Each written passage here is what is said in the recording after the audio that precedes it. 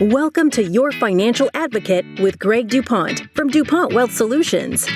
As a practicing advisor and attorney, Greg teaches pre-retirees how to reduce debt and taxes and save with less risk so they have more spendable income and plan their way to a better life. Join us for this journey where Greg draws on years of experience and guest experts to help listeners achieve more spendable income for retirement. Hello and welcome to Your Financial Advocate with Greg DuPont of DuPont Wealth Solutions. Greg, what is going on in your world today? Eric, there's a lot going on in my world, but for the most part, I'm feeling a little cranky today. A little grumpy? Yeah? What's got you in a bad mood? Well, besides those darn kids on the lawn. That's right. Get off my lawn. Yeah. I spent time over the weekend, time that, should be me time. But I spent time studying the new Ohio law that it tries to impose the quote-unquote best interest or fiduciary standards, lots of people like to refer to it, on the insurance providers. And that was time not well spent. But and the reason being, I sat there and I'm going through this stuff and I'm thinking, okay, this still does not do really anything to really help the consumer. I mean, it does a little bit, but I'm gonna share some examples with you here today of things that have come across my desk recently that just annoy the bejeebers out of me.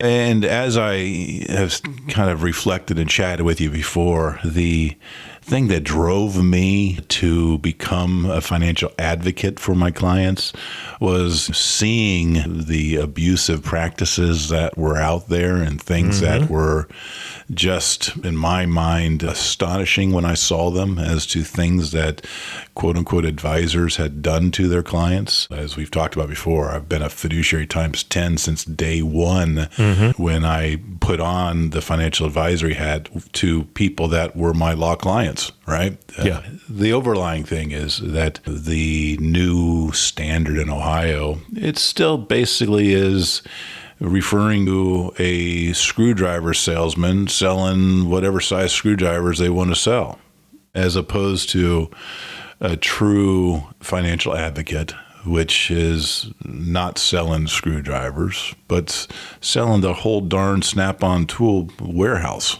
Because you got to put it together, right? I mean, it's not, I think what I'm hearing is somebody's trying to do a one-size-fits-all because it's more convenient for the salesperson instead of being correct or useful for the client. I've got 4 stories. A couple of them just come across my desk in the last few weeks that are examples of abusive annuity sales practices. And there's abusive insurance sales practices, abusive financial advisory practices. It's across the lot. And when we continue to operate in these separate silos, the silo of the insurance industry, the silo of the financial investment industry, the silo of the legal industry, each of those silos have their own room for abuse.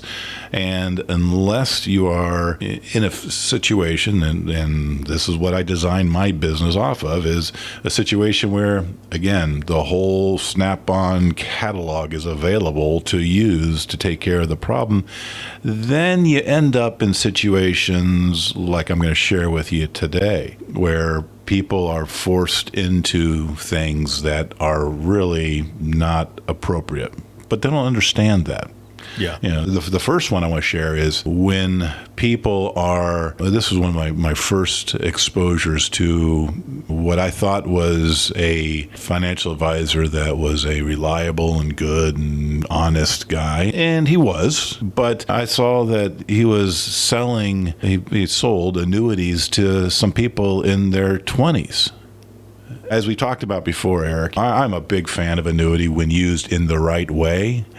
But when you've got somebody in their 20s that you're putting money into an annuity, at least in that situation, yeah, you can sell some benefits to it and you can make them think that it's the right thing for them to do, guaranteed growth, blah, blah, blah, blah, blah. But there's so many downsides to that. So, for example, people don't understand and realize that if you put your money into an annuity early on in your life and you need to get that money out, well, it's just like a retirement plan. If you get it out before 59 and a half, guess what? We got some penalties that we have to pay.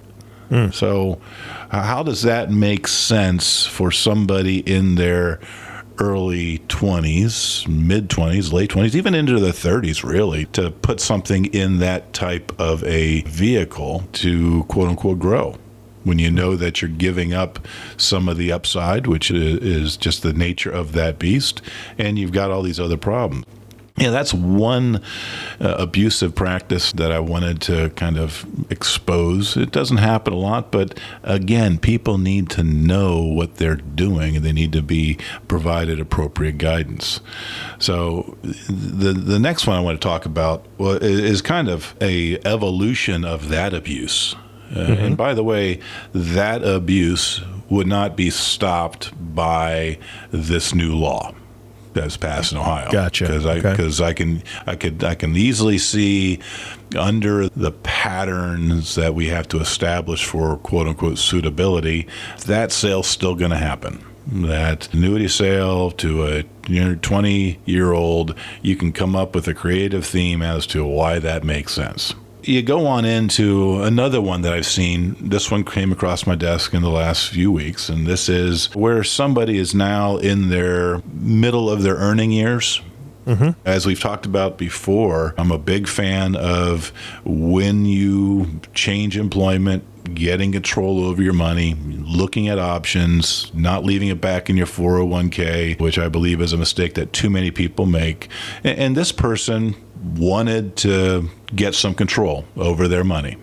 So when they got out of their prior job, that to that point in life, their life savings as to retirement, well, all of that was slammed into a variable annuity. And as we've talked about before, variable annuities, I'm not a big fan, primarily because of their fee structure and the lack of investment opportunity inside of that. I can almost hear a case again, and this could be made under that new law that would be quote unquote suitable, or the new best interest standard, that, okay, the client wanted this money to eventually produce guaranteed lifetime income. Great, fine. But when that is coming from the screwdriver salesman, he's picking up a Phillips and saying, here is the Phillips screwdriver that's going to fit that screw. Okay.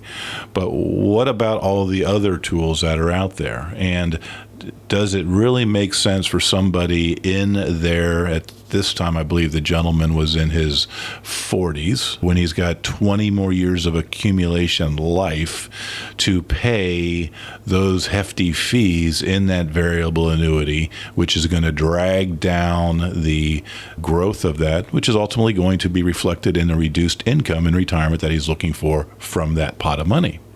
And with the variable nature, as we talked about before, that variable nature of that annuity means that he's going to lose value of that when the market goes down. Long run, maybe he's going to earn okay, but as we've talked about and chronicled before, that accumulation of that cost is just eroding his potential wealth and growth in the future. Yeah. And I think in both those cases that you've just brought up, it would be so easy to prey on somebody saying, look, nothing's guaranteed. Look what just happened. We just had a pandemic and the market crashed 30% in a month, blah, blah, blah. This is guaranteed income, so you don't have to worry about an 08 or a 09, or you don't have to worry about... I think that's so easy to do, to prey on people's fears like that. You're talking about those people in their 20s doing an annuity. It just, it's locked up tight, right? And then there's problems trying to get it out, and the 40-year-old is paying a bunch of fees in a variable. That it does bother me. It bothers me. That's the type of salesman that's out there. And again, both of those type of situations would still happen under this new law. Is a annuity in your mid earning years, is that a wrong thing to do as you move from one employment to the other? No, not necessarily. My criticism on that situation is that all of it went in, and it was into a variable, which means that if it's being purchased for that lifetime income, then we have that long-term drag, and we're locked in until that contract can be moved without any type of penalty. And those are the type of practices that give the annuity a bad name. And it doesn't come from the product, it comes from the pusher. Right? Yep. And it's again because that person only sells screwdrivers. Whereas if the person needed to have both ends of the nut, right, you got a screw on one side and a nut on the other side, well, maybe he needed a wrench on the other end as well. And that balance is really what people need to be looking at as they continue to try to save in this world full of sharks. Yeah, absolutely. And if anybody listening has ever tried to unscrew a screw that has a nut on the other end, it usually just keeps spinning, and so you're just going in circles. And it's frustrating as all get out, because you got to have something that's going to work on the other side. Exactly what you're saying, Greg. I get it. That sounds like a man who spent some time under a hood of a car. A few hours, yes. Another abusive practice that I've seen, and this is one of the ones that really started to eat away at me in my early law career when I kept seeing this pattern happen. And this is the older person that we had money in the bank in a CD that matured. And it was back in 20 odd years ago. It's still happening now, but when the push began for associated services within the banks, when it really became hard pressed, you'd see it over and over again where these people had a CD that came mature, and they grabbed them by the hand and took them over to the guy at the desk in the corner of the bank branch and said, "Here's our financial advisor, talk to him." And next thing, they're moving their money into an annuity that's locking it up for 10 odd years instead of having any exposure to other alternatives that are out there. And so I've seen this again and again. And the most abusive one that I saw, actually, this one came to my desk a couple of years ago. It was a lady in her 90s that they put her in that. And they put her in a variable annuity at that point in time. And from the outside looking in, again, looking at it from the perspective of being an advocate for that person and the family, first of all, that transaction still would happen under the new law. I can conjure up the argument as to how this is suitable or in the best interest under the new law. But it is really something that would be objectively the best thing for this person and their family when there's some ramifications. And it wasn't this case, but this is the fourth one that I want to talk about today, because this is the most abusive one that I've seen in the last couple of years. This is one that I'm actually consulting with my partner in the law firm and probably going to be suing this advisor and the insurance company he works for. Because this one was not somebody in their 90s, but somebody a little younger than that, in, I believe, mid-60s. And it was a similar situation in the sense that somebody wanted to have some safe growth. Great. So as we've talked about before, what's a good tool for safe growth, for you're not going to get as great a growth, but you're not going to lose money? Well, the annuity is a good tool for safe growth. And it's arguable whether it's the best, but it is a good tool for that.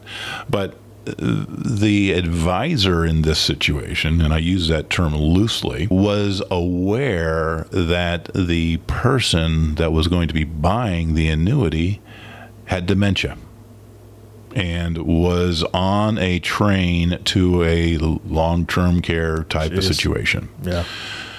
And this guy must have only had a small Phillips screwdriver that he could sell, because he sold a small Phillips screwdriver, where that screwdriver doesn't even allow access to those funds for a long-term care need. Oh, my Lord.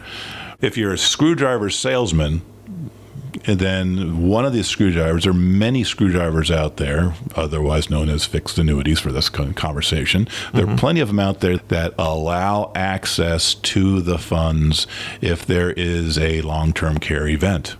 Yeah. Let alone ones that are designed to provide enhanced benefit if there is a long-term care event, so that your assets are used for that care. But no, this guy slammed them into something that they can't get their money out of without paying a penalty.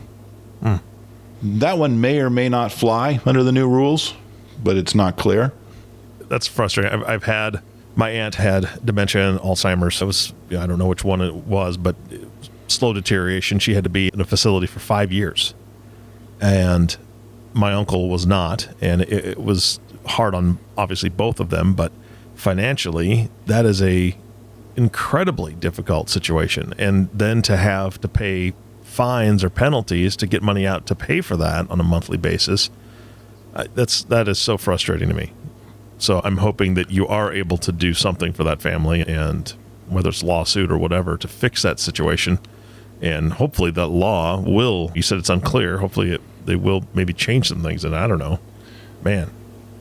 Well, that's why when I decided years ago to enhance my practice by putting myself in a glass house and actually going out there with my clients from my law practice and saying, hey, I can help you with these broader issues. I am going to take control of this situation for you. I'm going to provide you the guidance that you need. I'm going to give you advice into this other world that I knew I had to broaden my horizons so that I've got the Snap-on tool catalog to be able to defend what I'm recommending as saying, this is all the options that are out there, and these are the ones that I want to bring to you for you to consider, and you tell me.